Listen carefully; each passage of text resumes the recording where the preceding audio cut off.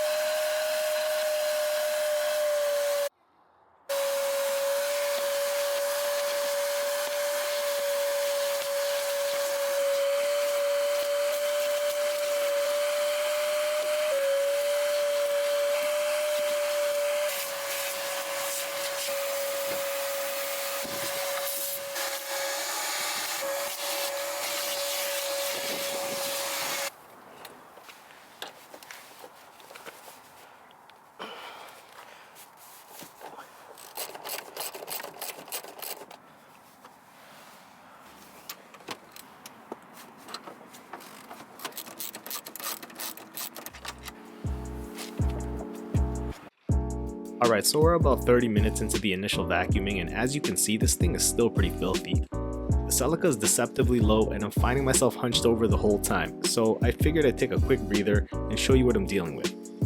Guys, tell me if you've ever cleaned a car this nasty. Please leave a comment below, and if you're liking this type of content so far, consider liking and subscribing. I got more Celica content on the way. Alright, let's get back into it.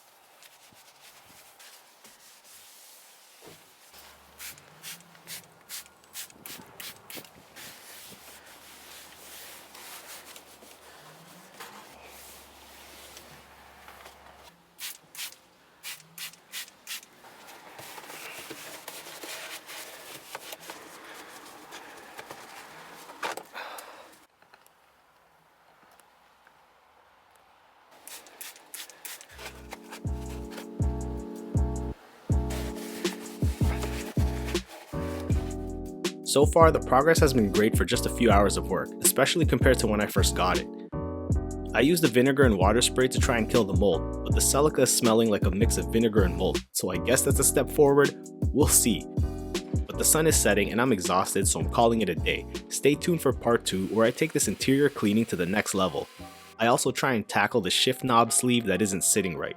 I've linked the playlist for this restoration series down below, so be sure to save it to not miss out on part 2. But for now, do you have any tips to get rid of that vintage mold aroma? Let me know in the comments. Please like, share, subscribe, and vibe. I'll catch you on the next Taco Man's out. Peace.